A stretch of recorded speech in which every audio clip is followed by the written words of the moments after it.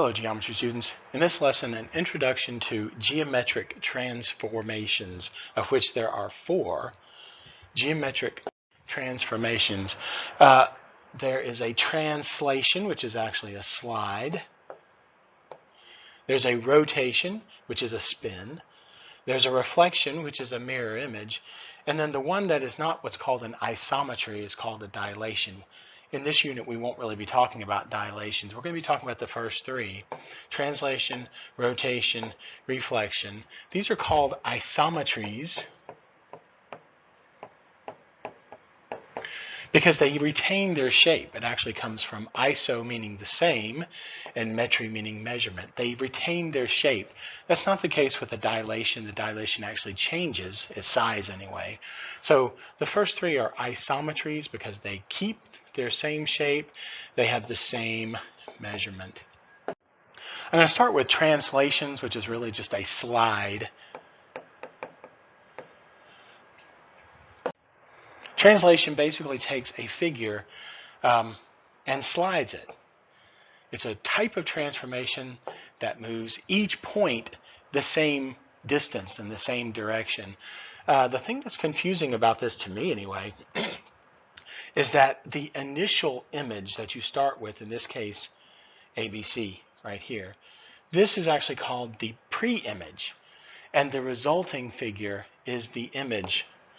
So we're referring to the image as something that has happened after a transformation, in this case, a translation. So make sure you don't get confused with that. The image is always marked with little primes. So A prime means that's the resulting figure. With that in mind, I didn't say anything about the notation. The notation just means x plus the x value, y plus the y value. In this case, it says perform the transformation, a translation 3 units to the left and 1 unit down. Well, 3 units left is a subtraction, and down is also a subtraction. So this would be the notation for it. This refers to a translation.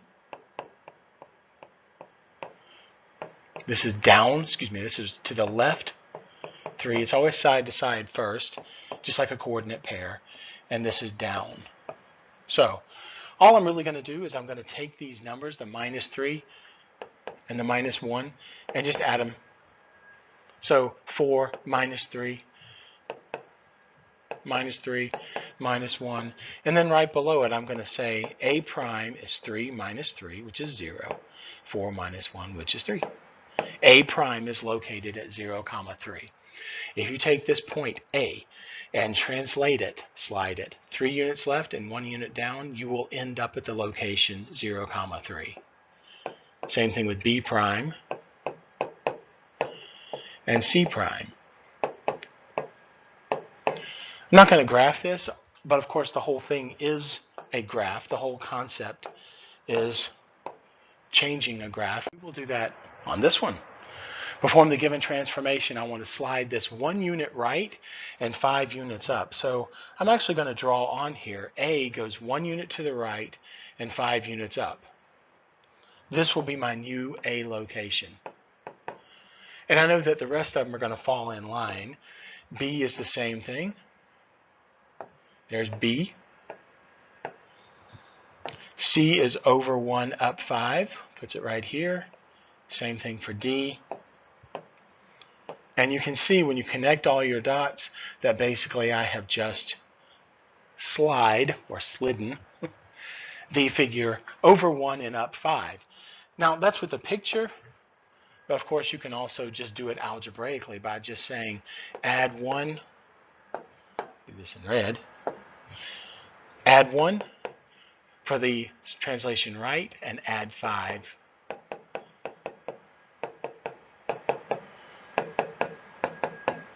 You can actually get your answer. You can do this either way. You can get the picture first and then get your answer, or you can get your numbers. So for example, A from the origin is -7, +7. The location of this is -7, +7. You can either get the answer from the picture or you can do it algebraically. I tend to think algebraically is a little more accurate. I'm just going to check C prime to make sure it's right. -3. So from here, side to side, whoops, -3, +3. Looks like I got that one right. And D prime is -9, +3. So like I said, you can either do it from the picture and then get your answers, or you can do it algebraically and then graph your picture. I think it's easier to graph and then get the picture. I said that backwards. I think it's easier to write the coordinates of this image. All I'm going to do is say 3 minus 2.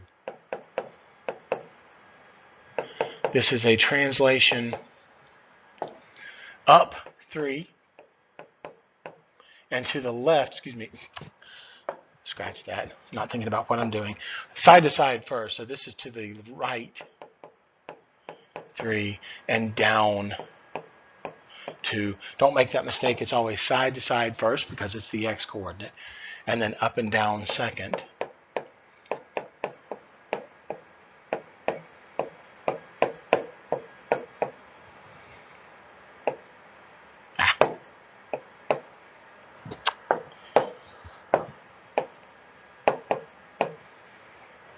And that's it. Write the coordinates of the image. I didn't need a graph. If I wanted to, I could graph it. This one says write a rule to describe the translation. So what I'm going to do is I'm going to start with z. And I'm going to say I take -4, and to that I add x, and I end up with +2. And then I'm going to solve that equation. Well, I'm going to do the same thing for q. I'm going to take -5. What do I add to that to get to 1? It should be the same thing. You shouldn't need to do both of them or all three of them. They should all be the same. Take -3. What do you add to it, or in some cases subtract, to get +3? Well, just solve these equations. Add 4, you get 6. So x is equal to 6. And it will be for all of these. If you get one that isn't the same, there's been a mistake made somewhere. So x is 6. I'll get to that, but I'm actually going to go ahead and do the y's next.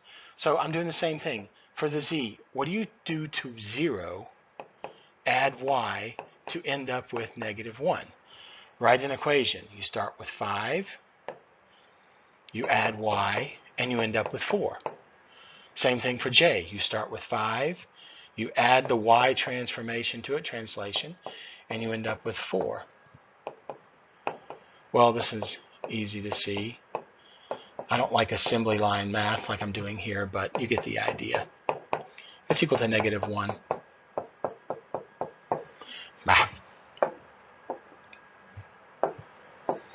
So my translation is to the right 6 and down 1.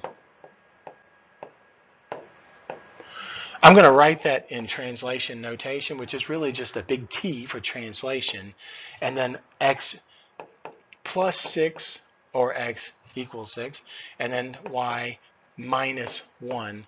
And this is again saying this is to the right 6 and down 1. And that's my answer. What if you have a picture?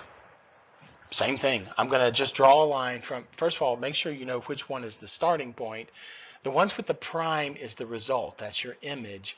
The ones without the prime is the pre-image. So this is what I'm starting with, and this is where I'm ending up. And I'm just going to pick one point and say what happened to, say, K. On K, I go over 2, left 2, and down, looks like 6. 1, 2, 3, 6.